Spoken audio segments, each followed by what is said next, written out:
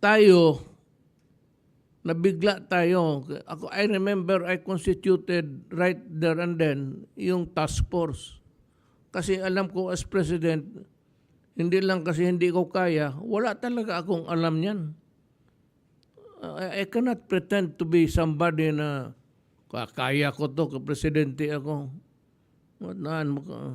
Hello?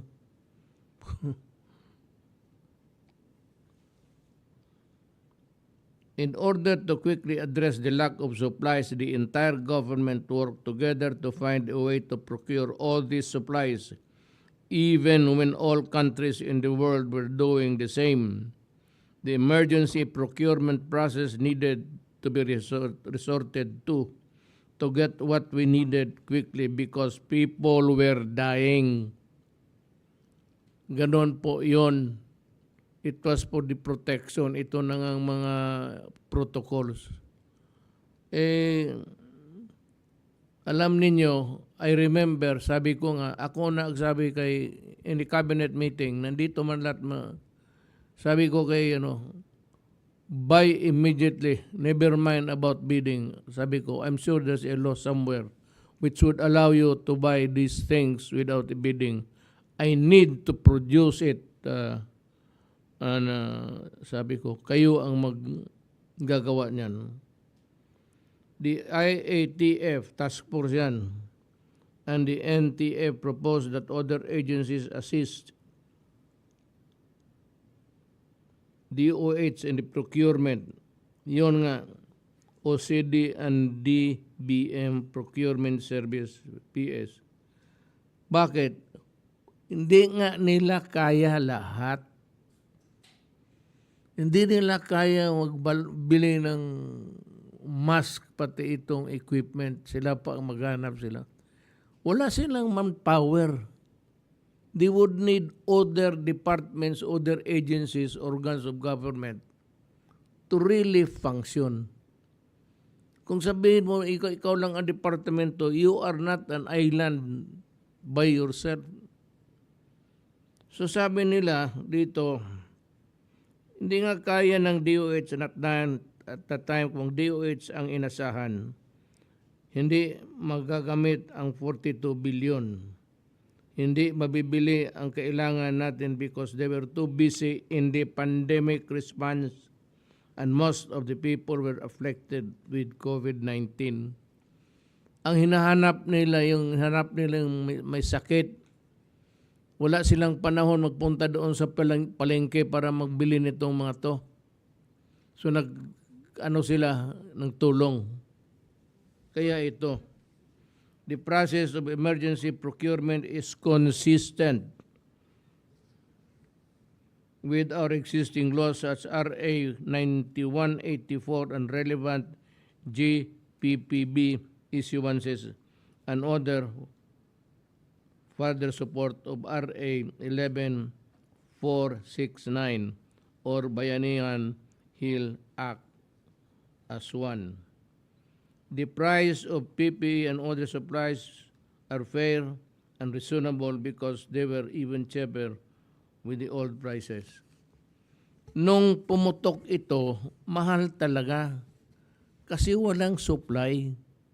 Pag walang supply may agawan, ang seller magkapresyo siya. O sinong ako bibilihin ko, awagan, agawa na.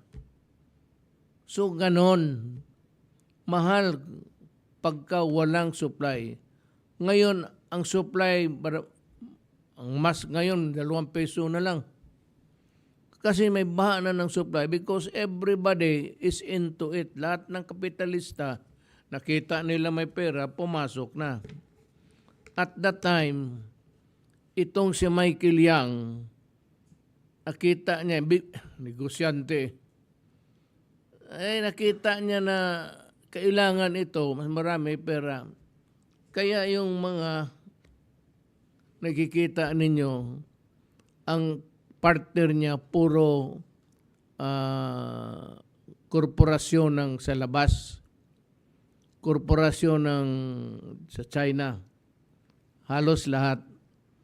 So yun ang nag-produce ng materials. Ganon. Si Michael ang pagador dyan. Siya ang nag-ano ng mga, sige, meron doon negosyo, Pilipinas. Wala. So, to the senators, do not question who I appoint to the agencies of the executive branch. I am the sole appointing authority. In the same manner na sabi ninyo, hindi ako makialam. Hindi ako nakikialam. Sinasabi ko lang, medyo naman bigyan ninyo yung tao ng ano, iba yung, kita mo yung unang investigation nila. Sabi mo yung hindi na-utilize, may nakita kayo. Anong sabi ng COA? There is no corruption, there is no money involved. Hindi kayo nahiya niyan. Ngayon, you criticize me without mentioning yung first investigation. Ngayon dito sabi ninyo maraming mali at may corruption. Di tingnan natin. Nagbili, lowest bidding man kaya to. So ang nagbili, mga lowest bid. Ano ba reklamo ninyo? Kasi si Michael Yang doon negosyante ito, Adre. Hindi naman ito sabihin mo na nagtatapon ito ng pera. May contact ito sa China na malalaking korporasyon at siya ang pagador, made their entry here. Ano bang, akala ko ba, let us go to China and invite the investors here. Ayun, nag-invest nga. Pero sa panahon sa pandemya, what's wrong with that? Sabihin ninyo yung, ngayon, ganito. Yung bidding, yung procurement na sabi ninyo mali, tuduhin ninyo ang investigasyon. At kung may kulong, ikulong ninyo. Sabi ko sa inyo, hinahamon ko na kayo. Pag wala kayong makulong dito, wala kayo. Purnada talaga.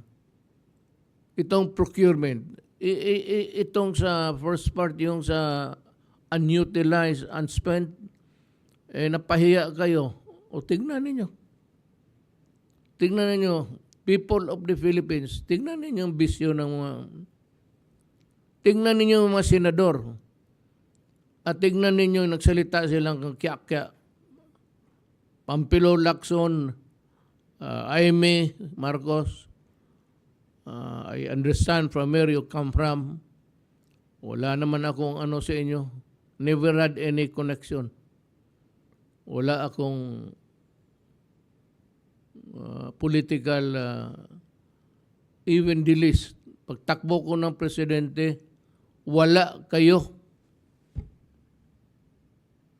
Totoo lang, wala tayong kakoneksyon sa ano. So bakit man ako, may ginawa lang ako noon, ayaw ko because it, ano bang pait sa Tagalog? Mapait. Mapait sa, may ginawa ako para sa inyo. Wala akong pasalamat. Sabi ko, sige, you were asked, thanking me to high heavens. What did I say? Trabaho ko yan. Trabaho ko yan. Ngayon, alam na ninyo yan kung ano. But some later, I will, eleksyon naman kayo ito. Maaga Maaga ang banatan So, yung iba may tinatago, may lalabas ito lahat. Kung labasan ng labasan lang naman, di ilabas na natin lahat. Baka sabihin ng mga tao, kayo lang ang marunong to be honest, really?